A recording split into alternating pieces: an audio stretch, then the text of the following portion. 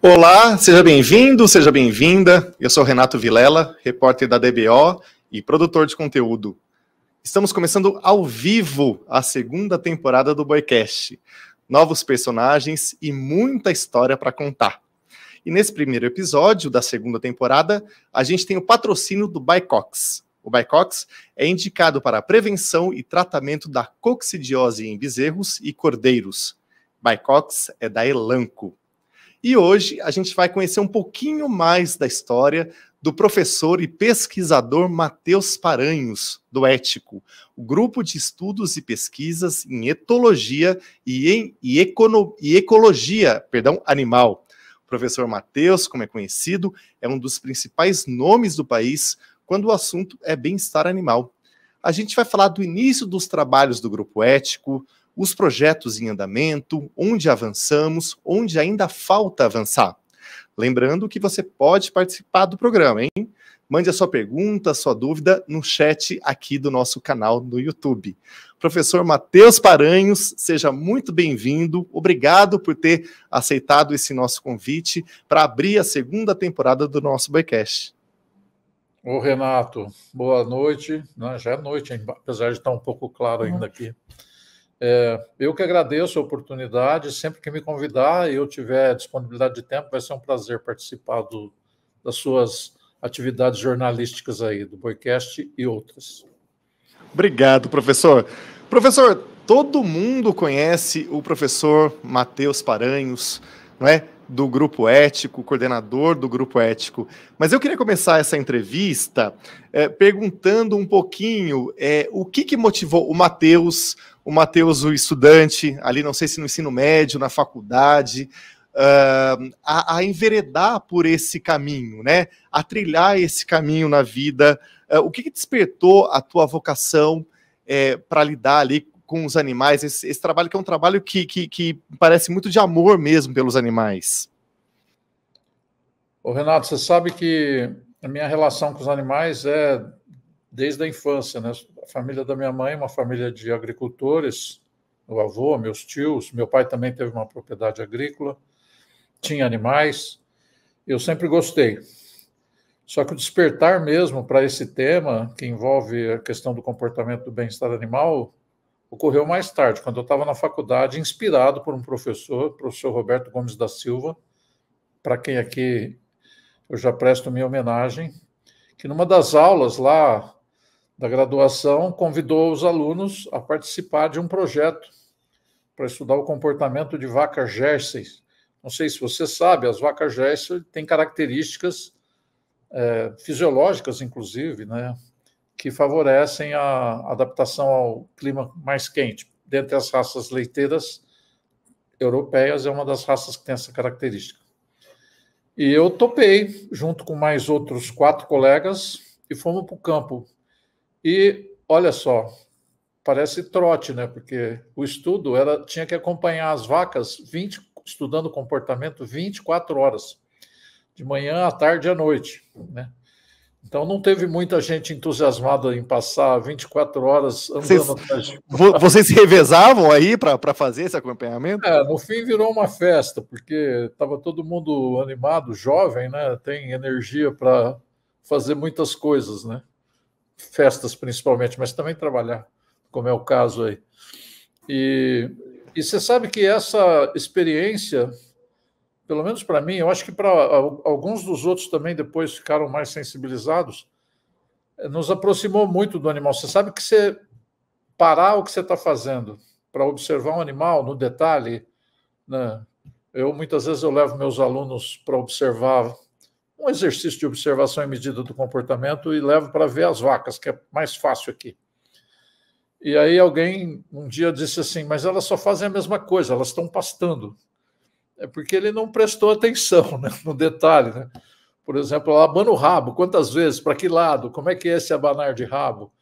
Ela tem algumas que têm uma mastigação na hora da ingestão e da ruminação também, que o movimento do maxilar é mais para a direita, outro mais para a esquerda. Então, esses detalhes me fez entrar num universo que eu não conhecia, né? Eu não conhecia e me apaixonei por isso e acabei dedicando, a partir daí, toda a minha carreira acadêmica, mestrado, doutorado, e depois a atividade profissional, né, também, antes de entrar na faculdade mesmo, levar muito isso em conta, né, levar em conta o comportamento dos animais. E do comportamento animal para o bem-estar animal é um passo, né, porque os principais indicadores, ou pelo menos um dos principais indicadores de bem-estar animal é exatamente o comportamento. E como é que foi depois na criação do ético, né, que se tornou um grupo de referência, né, professor? Mas conta como é que foi esse processo assim, de criação desse grupo? Bom, não foi tão rápido, né? Eu iniciei na universidade em 1986 e o grupo foi criado em 92, né? Então demorou um tempinho aí. Mas foi um pouco também estimulado pelos próprios alunos, sabe? Os meus alunos tinham aqui eu vou chamar de bullying, faziam um bullying com eles, porque diziam que eles eram abraçadores de árvores. Você sabe o que é isso, Renato? Você já foi ou ouviu alguém ser abraçador de árvore? Perdão, professor. A Fernanda Mastitelli, quando veio aqui na primeira temporada, ela falou, quando eu perguntei do início como é que tinha sido, ela falou assim, Renato, olhava pra gente e falava assim, olha os abraçadores de árvore vindo aí, mas só para fazer esse parêntese. Então, desculpa cortar seu raciocínio, pode retomar. A gente precisou se unir, né? Porque com essa pressão, todo mundo achando que aquilo não servia para nada, a gente precisou se unir e, de alguma forma, provar que tinha valor. Eu tive uma experiência pessoal muito interessante nesse sentido, que foi um professor de nutrição, que eu respeito muito, né? Um dia, eu ainda jovem contratado, recém-contratado, estava sentado, literalmente sentado num toco, observando as vacas leiteiras aqui da faculdade, fazendo um estudo do comportamento de defecação e seleção na ingestão. As vacas, eu não sei se você sabe, elas evitam comer próximo a forragem próximo às placas de fezes dela. A gente queria entender essa dinâmica e quanto se perde. Tem vários artigos publicados com isso. Quando você tem muita defecação numa determinada área, quanto que você perde de capim que está ali, que você acha que está disponível e acaba não tanto, porque a vaca não quer comer, né? Ou prefere não comer. E ele parou o carro dele, abriu o vidro lá do carro, a janela do carro, e perguntou, você não tem mais o que fazer, ficar aí sentado no toco observando vaca, né?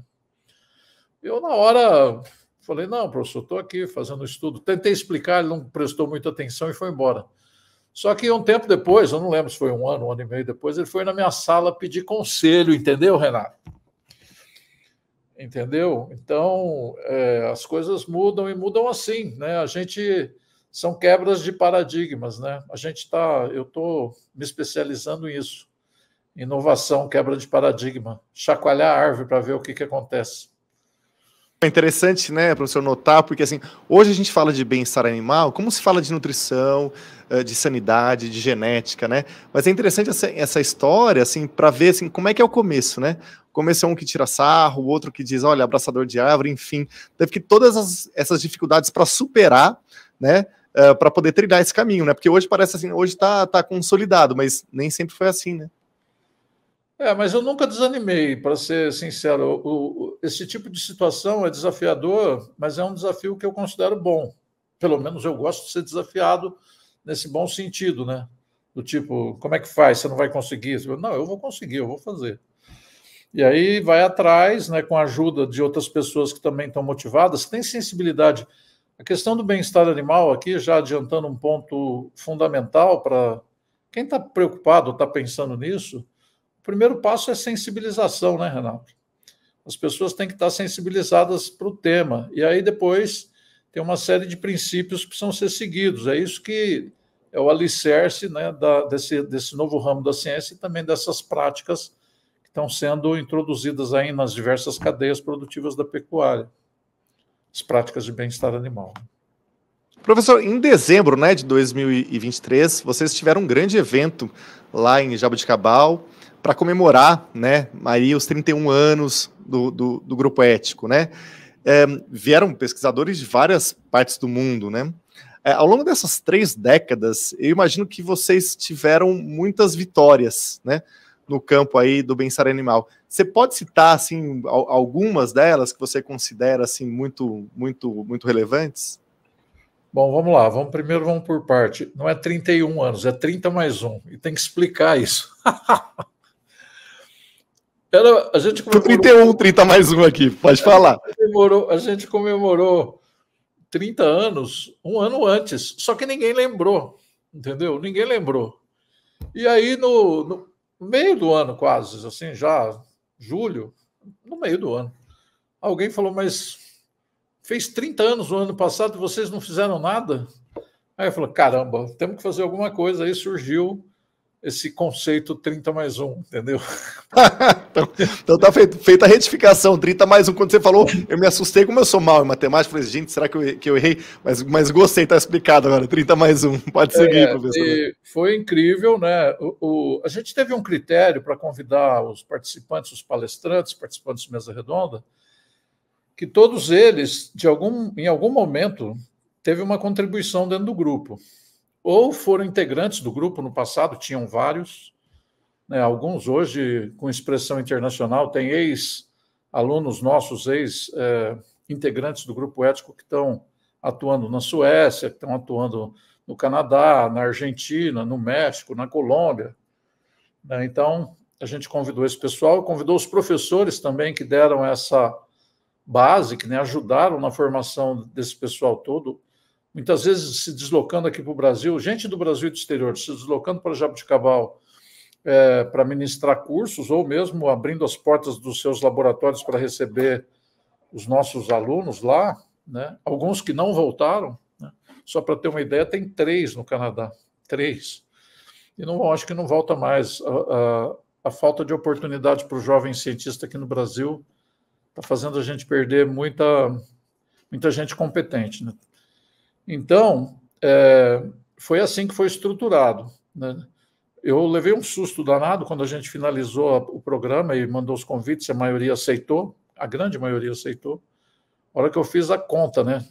Quanto eu vou gastar para fazer isso? Cara, onde é que eu vou arrumar esse dinheiro? Mas foi muito legal, muitas empresas apoiaram, patrocinando, a própria FAPESP aqui no estado de São Paulo também deu um apoio bastante expressivo, e o resultado foi excelente. Pena que você não veio, pô. Isso ia ser muito bom se você tivesse vindo. Mas pode assistir, tem os vídeos na internet.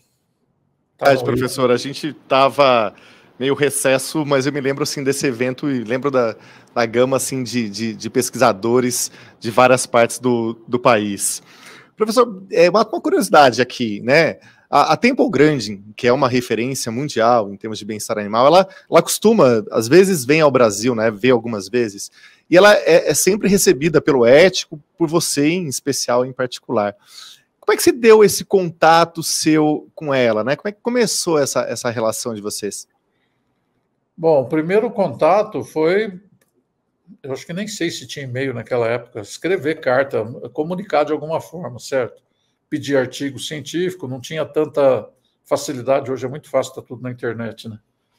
Então você tinha que entrar em contato direto. Esse foi a primeira forma de contato. Depois, a Temple tem uma relação mais próxima com amigas, na verdade, que eu tenho, são professoras também de etologia e bem-estar animal no Uruguai, o professor Estelo Huertas e Carmen Galo no Chile.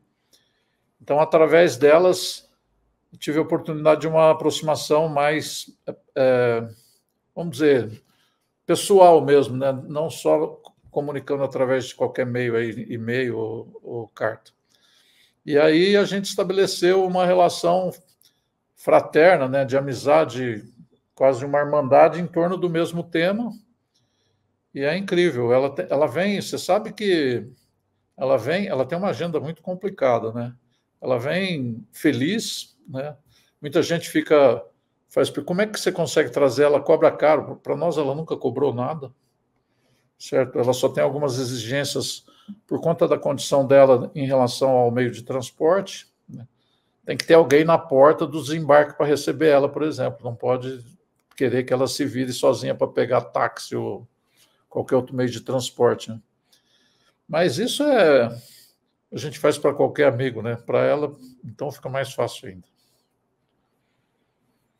Professor, quando a gente vai nas fazendas, né, para fazer as reportagens, é muito comum a gente ouvir ali alguns relatos, né, das pessoas dizendo assim, olha, depois que a gente introduziu o manejo racional aqui na fazenda, a relação do vaqueiro dentro da sua família, as relações interpessoais ali entre os colegas, ela mudou, né? Eu queria te perguntar, você percebe isso também, assim, você tem alguma história nesse sentido para contar desse efeito, vamos dizer assim, do manejo racional também, além do manejo em si, né, mas nas relações interpessoais? Bom, primeiro, antes de eu responder a tua pergunta, que é muito boa, eu vou contextualizar essa situação. É óbvio que quando você está estressado, por qualquer motivo, e nesse caso seria o estresse em função do trabalho, você não vai ter paciência, não vai ter calma na relação com qualquer pessoa, seja com seus familiares, com colegas de trabalho ou dentro da universidade com os alunos, por exemplo. Então, aí tem um elemento central, né? Essas boas práticas de bem-estar animal na criação e manejo dos animais, ela reduz estresse. Quando reduz estresse, reduz para os dois sujeitos que estão interagindo ali, os humanos e os animais, né? Então, isso é que traz essa possibilidade. Tem um relato de um vaqueiro, há muito tempo atrás, a gente fez um trabalho numa fazenda em Três Lagoas, no Mato Grosso do Sul, e o proprietário da fazenda, não era uma fazenda que tinha 2.000 vacas, tinha 5 vaqueiros, e ele me disse assim, Matheus, tem um vaqueiro aqui que já é mais idoso, tinha uns 60 e poucos anos, na época eu tinha 40. E eu acho que ele não vai se adaptar, mas eu não posso mandar ele embora. Eu herdei a fazenda, ele já estava aqui, ele vai continuar aqui até o dia que ele quiser mudar para a cidade. Eu falei, olha, vamos trabalhar, né? Vamos trabalhar e vamos ver o que acontece. Passado alguns meses, uns 3 meses, ele estava trabalhando bem como todos os outros vaqueiros. Foi uma das equipes que deu o melhor resultado, mais rápido, né? Tem várias, mas essa foi uma delas. E aí eu conversando com o proprietário da fazenda, Roberto, o nome dele, eu falei, Roberto, vamos falar com o seu Joaquim, né? Porque ele falou, nossa, não imaginava que ele ia conseguir essa adaptação. E fomos lá perguntar para o seu Joaquim, como é que é essa nova forma de trabalhar? A resposta dele, como a maioria do pessoal do campo faz, foi boa. Quer dizer, uma resposta direta, curta, objetiva, não explicou nada. Então a gente estimulou ele a falar, mas boa por quê, né, seu Joaquim? E aí ele deu um relato que eu até pus num capítulo do livro da Temple. Está lá escrito em inglês o relato do seu Joaquim lá de Três Lagoas, entendeu? Ele falou assim, antes eu chegava em casa depois do trabalho, tomava um banho, engolia a comida. Olha o verbo que ele usou para se referir à ingestão de alimento. Engolia a comida, ia para a cama pensando que no outro dia, às 6 horas da manhã, ia começar tudo de novo. Hoje, eu chego em casa, tomo banho, janto, já mudou na relação com a alimentação, e ainda tenho disposição de assistir televisão ou trocar uma prosa com a patroa, entendeu? Então, eu acho que isso resume bem aí a tua pergunta nas palavras do seu Joaquim, que eu tenho certeza que deve ter acontecido com muita gente que não falou, que não teve oportunidade de expressar o que aconteceu na vida deles, né? Rotina pesada, estressante, né? Aquela coisa, poxa, vai começar tudo de novo amanhã, para um relato como esse, né? Muda tudo, né? Exatamente. Professor, quando você revisita um pouco assim a tua história, lembra um pouco de tudo, o que mais te traz orgulho, assim, do ponto de vista pessoal, assim, para o Matheus? Olha, eu acho que é a perseverança, né? A vontade de promover mudanças que sejam boas para todo mundo. Tem muita gente, Renato, eu acho que é importante falar isso aqui, que acha que bem-estar animal é frescura. Já tenho um contato direto com a Carmen, que comunica muito mais frequente que eu, chamando de gourmetização da pecuária. O que eu fui entender bem o que é o significado da palavra gourmet, é uma coisa boa, não entendi muito bem a crítica, mas tem muita gente que não percebe que esse movimento, né, do bem-estar dos animais de produção, diferente dos movimentos de proteção animal, dos direitos animais, é um movimento que traz benefício para todo mundo, é ganha-ganha. É bom para os animais, é bom para quem trabalha com os animais, é bom para o dono dos animais. Né? Então, esse conceito que está por trás. Então, e teve alguns momentos que a gente levou ideias, e tem uma ideia agora que depois, na sequência, eu posso falar, que quebra uma cultura, né? que faz uma mudança que parece muito drástica. Parece, não é, mas na cabeça das pessoas, né, tem esse significado de ser algo muito extremista. Né? Então, a gente, por exemplo, no ano 2000, quando eu tive um desafio do pessoal das Fazendas São Marcelo, na época era do Grupo JD, para resolver problema de reação vacinal. O pessoal chama de abscesso, nem sempre é abscesso, onde aplica a vacina, às vezes é abscesso. E a gente foi lá e a primeira coisa que nós notamos na rotina de... Olha só como é. Eu vacinei gado desde os 14 anos de idade. Eu nunca tinha parado para prestar atenção. Aí, num convite desse, você vai lá e começa a observar o processo. Como é que é feito?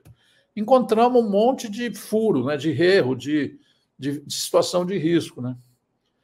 E aí propusemos a ideia e o conceito, se quiser colocar de uma forma mais concreta, de que a vacina tem que ser feita com o animal contido, 1 a 1, não com ele solto no tronco coletivo. Me chamaram de louco, entendeu? Falaram, isso nunca vai acontecer, vai triplicar o tempo, coisas assim. A gente fez um estudo comparativo, não triplicou o tempo, muito pelo contrário, porque quando você está trabalhando com animal solto, você não tem controle, tem maior risco de acidente. Um animal que cai, um acidente que é comum, o animal cai, principalmente se cai de costa, né, que é boleado. Demora 20, 30 minutos para tirar ele de lá. Então, se você contar esse tempo, né, separar um por um e fazer a vacina com mais controle, acaba sendo vantajoso. E trouxe hoje estou falando do ano 2020, 4 anos atrás, hein? Essa ideia está bem aceita, muitas fazendas, algumas que não me conhecem, não sabem a origem dessa ideia, nada, adotam porque perceberam que é bom. Né? E é assim que a gente vai trabalhando, buscando encontrar melhores condições para o trabalho e para os animais também. Nosso grande desafio de quebra de paradigma agora, você conhece, a gente vai falar daqui a pouco com mais detalhe, é a redução da marca-fogo. Né? Mas eu acho, de novo, eu acho muito, muito curioso, né? Porque hoje está tão consolidada essa questão de você vacinar ou aplicar um medicamento no animal imobilizado no tronco de contenção individual, né? Você, como você disse, evita o risco de acidente para o animal, para o próprio operador. Um outro risco que é de subdosagem, de repente não, né? E aquilo não vai fazer o efeito desejado.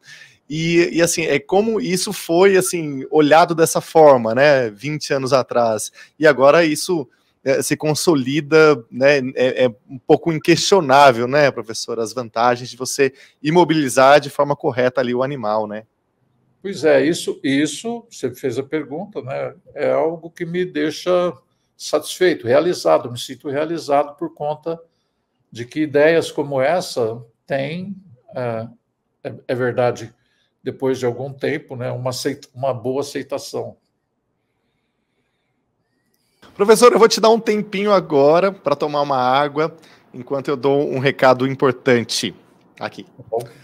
A coccidiose é uma das principais causas de diarreia com sangue nos bezerros durante as primeiras semanas de vida, o famoso curso negro. Bicox 5% é indicado para a prevenção e tratamento da coccidiose em bezerros e cordeiros. Com uma única dose de Bicox nos primeiros dias de vida, os bezerros ficam protegidos dos impactos da coccidiose. Um animal com intestino saudável absorverá melhor os nutrientes e ganhará mais peso. Confie sua produção ao produto referência do mercado. Bicox é da Elanco.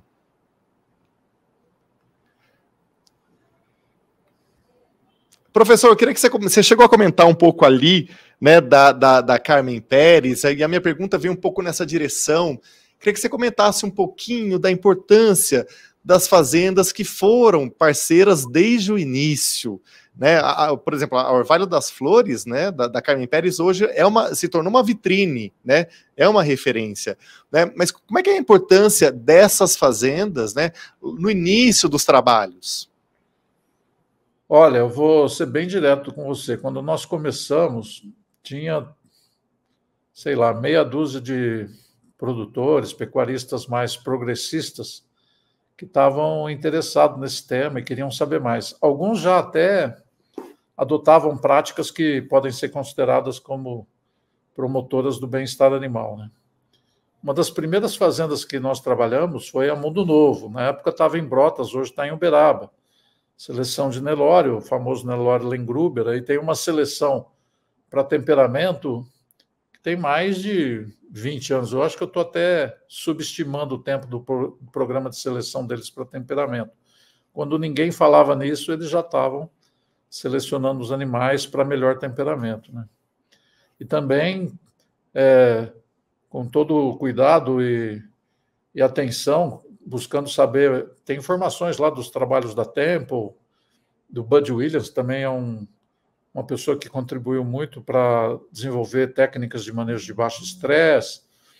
Então, é uma fazenda que nos abriu a porta bem no início do nosso trabalho. E outras, algumas que você visitou, né? Você teve lá no Vale do Boi, não teve? Sim, eu fui lá, eu estive lá. Então, lá também, com o seu Epaminondas, que já nos deixou há algum tempo, tem continuidade lá com o Ricardo. Uma outra fazenda, essa fazenda que é a Dobrão, que era lá de Três Lagoas. A Carmen chegou um pouquinho mais tarde, numa situação incômoda para ela ia para o curral acompanhar o manejo e ficava desconfortável, a ponto de, primeira vez que eu estive na fazenda dela, acho que faz uns 12, 15 anos, ela chamou a equipe e falou: se não mudar, eu vou parar com esse negócio aqui, eu vou arrendar a fazenda, eu vou largar a mão. E aí ela levou muito sério a determinação de promover as mudanças e hoje é uma referência, como você falou, nacional, até internacional. E hoje tem muitas outras, né? A Fazenda São Marcelo, quando era do Grupo Carrefour, depois continuou JD, deixou de ser Carrefour, mas era um dos sócios do Carrefour, também deu muita importância para desenvolvimento, né, implementação das boas práticas de bem-estar animal na rotina do trabalho e criou oportunidades para a gente desenvolver tecnologias para isso, né? A ideia da vacinação, inclusive, foi lá, né? Então, surge lá e foi desenvolvida lá. Então, tem muitas fazendas. Hoje é difícil, nós convidamos, você sabe que no nosso evento teve no sábado, no último dia, a gente teve 2 grupos de produtores do leite e do corte falando de como eles implementaram as boas práticas de bem-estar nas fazendas deles, né? Com resultados incríveis. Alguns deles, que eu tive contato mais recente, como eu acabei de falar, já fazia bem por princípio, né? Até o Mauro Lúcio, que estava aqui presente, Mauro Lúcio Costa, da Fazenda Marupiara, lá do Pará, fez um comentário, apresentou a palestra dele de uma forma muito interessante, né? Ele falou assim: tá no Pará, você sabe qual é o problema do Pará, né? Desmatamento, toda a legislação florestal, etc. Ele falou assim: mas quando você faz por princípio, é fácil. Quando você é obrigado, né, por uma regra, é muito mais difícil, você fica desconfortável, né? Então, ele trouxe essa mensagem que bem-estar animal devia ser um princípio presente em todos aí que estão envolvidos com a produção pecuária. E eu concordo com ele plenamente. Então, eu conheci uma produtora de leite de Ilicínea, o nome dela é Rejane, o esposo dela, a fazenda tem leite e café, ela cuida do leite, ele do café, né? E ela faz um trabalho lá com as bezerras leiteiras incrível. Sabe quando ela foi ter contato com a ciência do bem-estar animal? O ano passado. Mas estava no íntimo dela, entendeu? Estava no íntimo dela. Então, é muito legal isso, e a gente tem que estimular e usar isso como bons exemplos. A Carmen é um bom exemplo, a Rejane é outro bom exemplo, o Eduardo da Mundo Novo e todo esse pessoal aí, o Ricardo hoje lá da Vale do Boi e outros tantos. até fazer uma menção, você mencionou da Vale do Boi, né, do seu Epaminondas. Eu tive lá, eu fui conhecer a fazenda, a gente ia fazer uma matéria sobre conservação de nascentes, exatamente isso. Me chamou muita atenção, assim, duas cenas, né? Eu estava na caminhonete com o Ricardo, com o filho dele, o seu Epaminondas estava atrás, e a gente parou para abrir a porteira, e você sabe que ele já tinha mais de 80 anos, eu não lembro qual era a idade dele, mas ele saiu correndo, me lembro disso até hoje, saiu correndo para abrir a porteira, né, como se fosse um menino, sabe aquela coisa a gente vai para a fazenda com o pai entusiasmado e quer chegar e sai correndo, aquele entusiasmo. Essa foi uma cena que me marcou. E a outra cena, a gente estava em cima lá da caixa d'água, lá o Ricardo estava me explicando todo o mecanismo de água, né, tudo. E aí eu olhei para baixo e ao redor do reservatório, ele era todo gramado com aquela graminha esmeralda. E estava o seu Epaminondas ali, agachado, arrancando as invasoras. E eu lembro que eu até fiz um box, né? Box a gente chama, né, um quadradinho ali na matéria, para poder falar um pouco dessas coisas, né? Porque isso também diz muito, né? Quando a gente vai para fazer uma reportagem, claro, tem os números, tem a questão do sistema de produção, tem uma série de coisas que a gente retrata, mas tem também esses mínimos detalhes que dão uma ideia de como a pessoa lida com aquilo, né? O amor que ela lida, o entusiasmo que ela lida. Eu fiquei encantado, assim, de ver pela idade dele nesses dois momentos, né? Aquele entusiasmo de menino correndo e ali aquele capricho de tirar as invasoras da graminha esmeralda ao redor do reservatório de água. Que história bonita, hein? Me chamou muita atenção. Professor, a gente está falando aqui das fazendas, né? Mas eu também queria saber um pouquinho como é que você avalia o trabalho da indústria frigorífica nas questões de bem-estar. Eles avançaram bastante nisso, eles se debruçam sobre esse tema. Como é que você faz? Como é que você avalia o trabalho deles? Renato, você sabe que nada acontece por acaso, né? O ano 2000 foi um ano marcante para a ciência do bem-estar animal no Brasil e para a adoção das práticas de bem-estar animal, tanto nas fazendas como nas unidades frigoríficas, né? Mais ou menos na mesma época, 99, 2000, teve dois grandes movimentos, né? Talvez três, se for classificar uma ação que aconteceu internamente aqui no Brasil, embora tenha um caráter internacional também. O primeiro foi... Naquele momento, o Brasil estava exportando muito carne bovina para a Europa. E os europeus têm uma série de regras, regulamentos, leis relacionadas a bem-estar animal. E da mesma forma que você está vendo os produtores europeus protestando lá agora, né, eu não vou discutir se está certo ou errado, mas uma questão que eles sempre levantam é que eles acham que a competição com o produto importado é desleal, porque eles têm mais exigências lá, né, do que quem está exportando para ele tem, como nós aqui no Brasil. Então tem essa pressão. Então os grandes compradores lá, é uma rede de supermercado principalmente da Inglaterra, começaram um programa de auditoria aqui no Brasil focado em bem-estar animal. Então os frigoríficos estavam interessados em vender para eles e, consequentemente, correram atrás, né? Então, isso criou muitas oportunidades. Então, todos os grandes frigoríficos, alguns médios também, têm programas, né, de bem-estar animal implementados com equipe dedicada a esse tema, focado principalmente em ações que foram descritas, caracterizadas pela Temple Grandin, né, que inclusive foi quem elaborou um protocolo de auditoria, que é do American Meat Institute, que é usado muito aqui no Brasil, né, para fazer essas auditorias de bem-estar na planta frigorífica. Então, teve, sim, um grande avanço em todas as espécies, não foi só nos bovinos, suínos, aves, todas, na indústria. Estava faltando, naquele momento, saída para fora, né? Pegar o transporte ainda anda meio esquecido, mas pegar o transporte e pegar também o que estava acontecendo na fazenda. Aí surgiu um segundo movimento que foi, sem querer fazer propaganda, o programa Garantia de Origem do Carrefour, que integrava tudo. Integrava o produtor, o transporte e o frigorífico. e, ao mesmo tempo, uma pressão do McDonald's também com uma auditoria de bem-estar nos frigoríficos, naquela época, fazendo muita pressão. Isso criou muita oportunidade de pesquisa, desenvolvimento e também de conscientização, né, para a implantação dessas boas práticas nos diferentes segmentos aí da cadeia produtiva.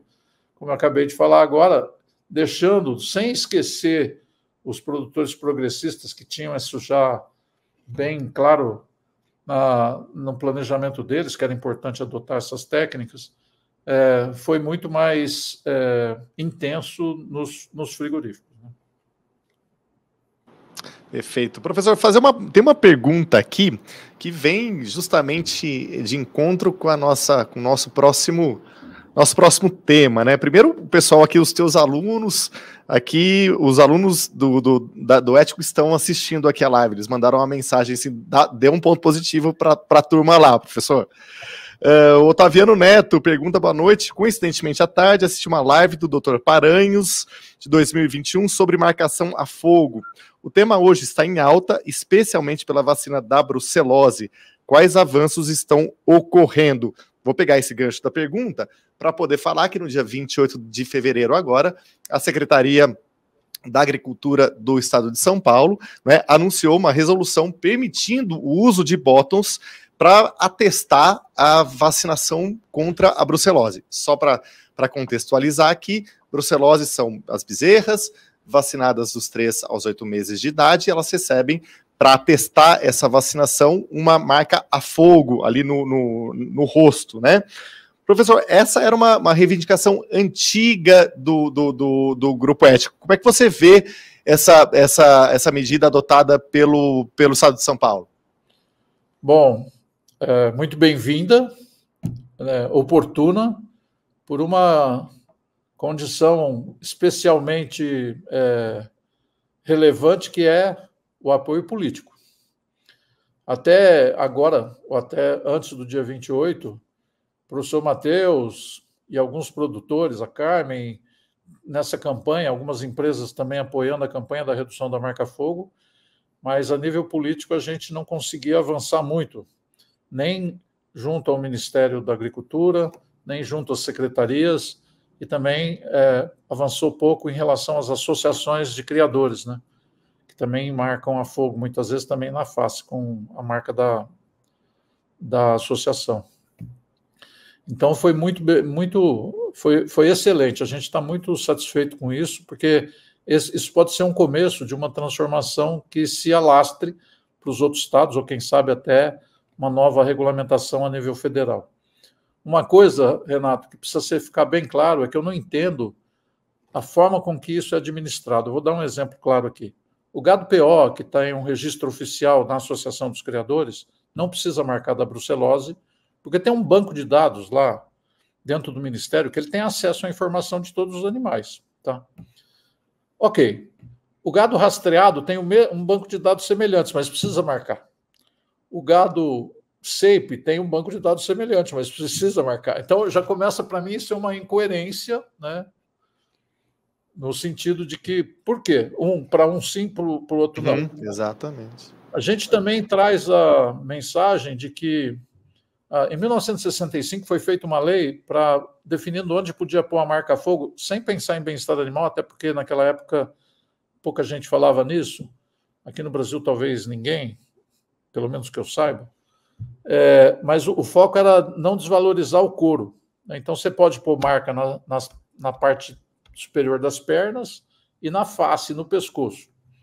No grupão, que é a área de maior valor do couro, não pode, é contra a lei. Mas, embora muita gente coloque. Então, a gente começou, mas a face é uma área muito sensível. Por que marcar na face, né? E difícil de marcar. A pessoa tem que segurar a cabeça da bezerra. E segurando a cabeça da bezerra, ela está se colocando numa situação de risco. Qualquer movimento, se escapar a mão ali, pode queimar a mão do vaqueiro.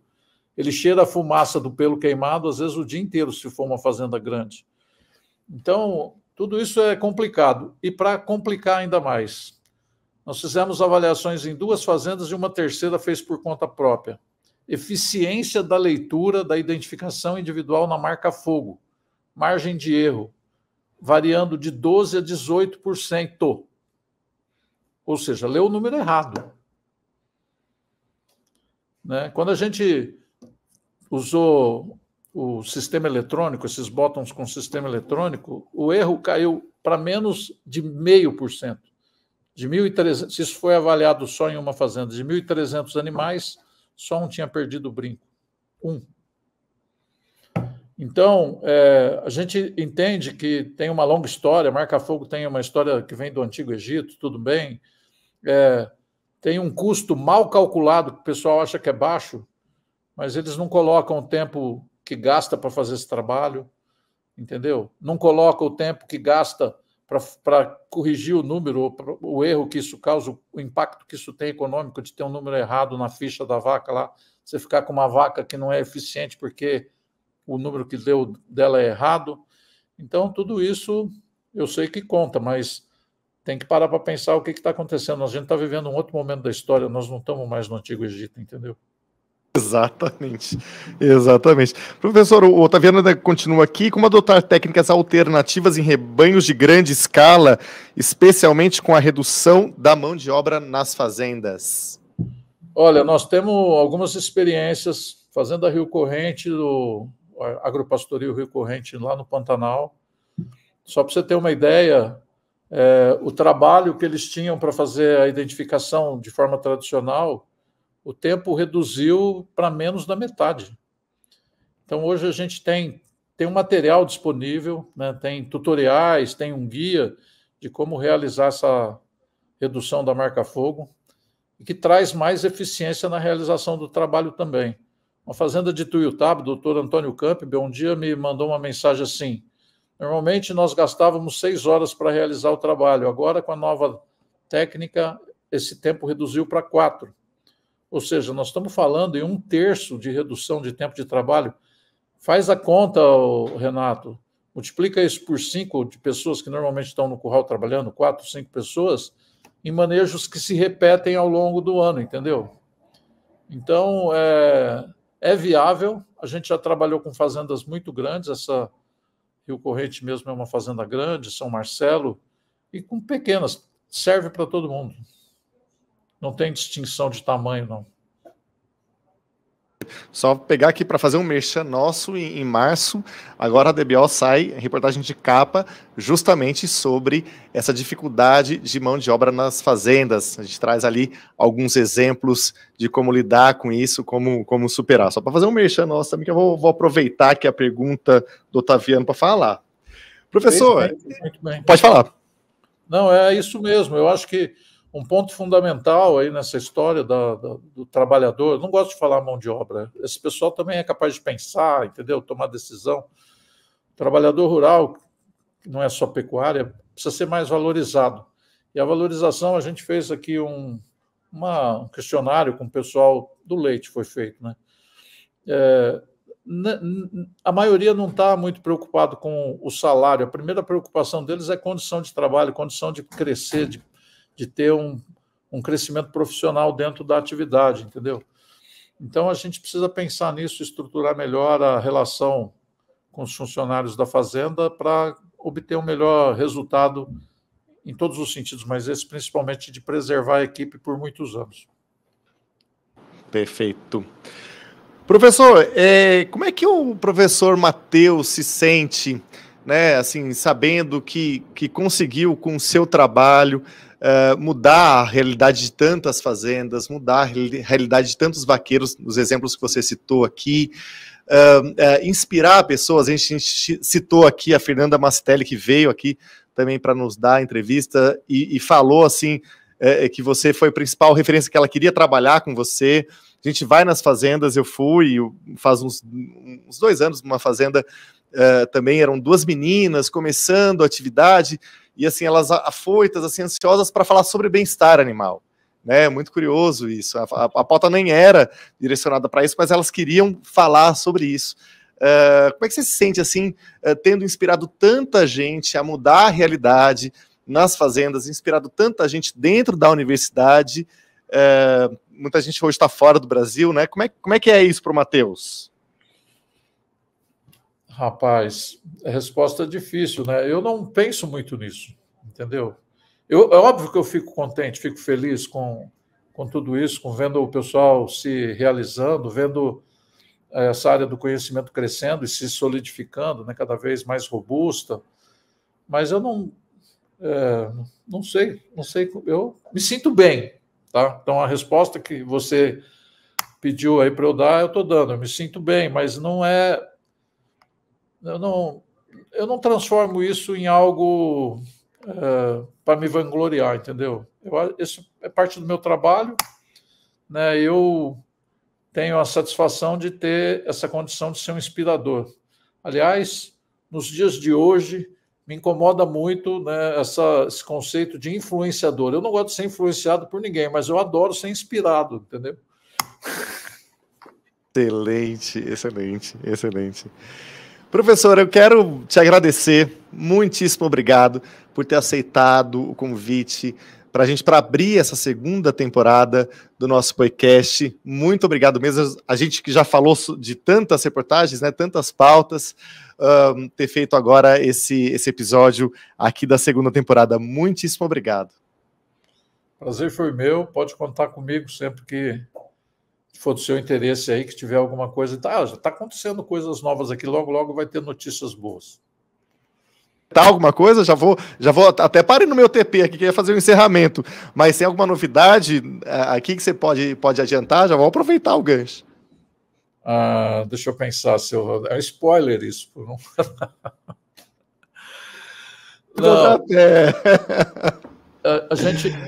A gente está num processo de conscientização dessa redução da marca-fogo crescente. Eu espero que aconteça com ela o que aconteceu com a vacinação, né?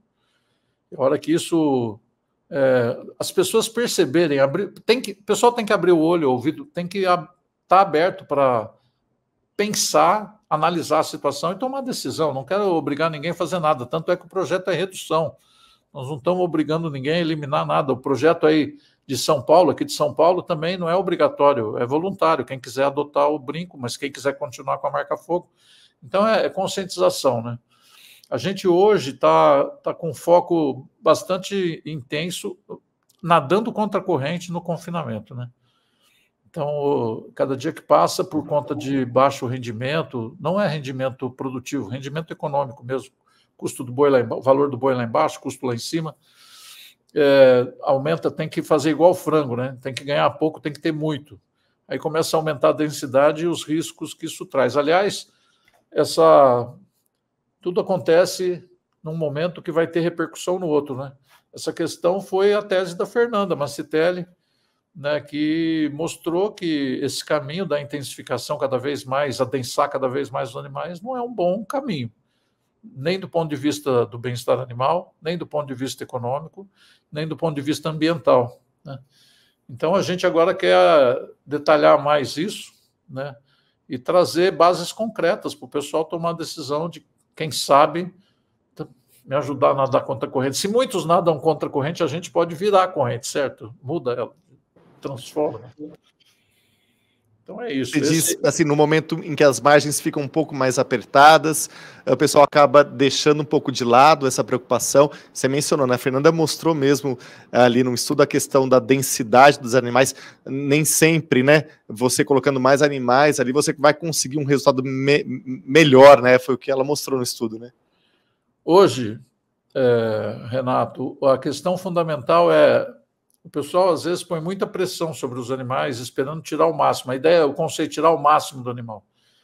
Isso não é um bom caminho, porque ao mesmo tempo que você pode conseguir o máximo, você está como se estivesse em cima de um fio de uma navalha, você pode perder tudo, ele morre. Entendeu? Então o desafio é muito grande e a gente não pode ignorar que nós estamos tratando seres vivos. Tem limites biológicos, né? Então, você chegar num confinamento, por exemplo, e ver lá 80% da boiada com problema de casco, né? Porque a dieta é muito inadequada para a realidade dele, é triste. É triste porque você vê o animal sofrendo e é triste também porque isso causa um alto risco do negócio ficar no vermelho, literalmente. Professor, tem aqui uma pergunta do pessoal aqui, dos seus alunos, a pergunta que já estamos recebendo muito, eles colocaram muito até em caixa alta aqui, e que precisamos da resposta dele. Teremos o segundo simpósio? Fala para eles que se eles arregaçarem a manga e começar a trabalhar agora, sim.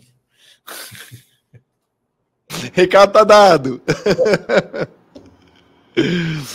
Professor Matheus Paranhos, mais uma vez, muitíssimo obrigado pela entrevista, pelas informações. Parabéns aí por essa história e por inspirar tanta gente, por mudar a realidade de tanta gente. Muito obrigado. Obrigado eu, Renato, pela oportunidade do bate-papo aí, sucesso aí no teu trabalho. Tudo de bom. E para quem está nos ouvindo também, um grande abraço aí para todo mundo. E os alunos vão estudar, que vocês estão muito parados aí. As férias foi muito longa. Tá feito. Estamos chegando no final desse episódio. Lembrando que você pode acessar esse conteúdo a hora que você quiser nas plataformas Spotify e DBO Play. E se você gostou do programa, não deixe de curtir, compartilhar, comentar, se inscrever em nossos canais. Esse primeiro episódio teve o apoio do Bicox. O Bicox é indicado para prevenção e tratamento da coccidiose em bezerros e cordeiros. Bicox é da Elanco. Obrigado pela companhia, obrigado pela audiência e até o próximo episódio.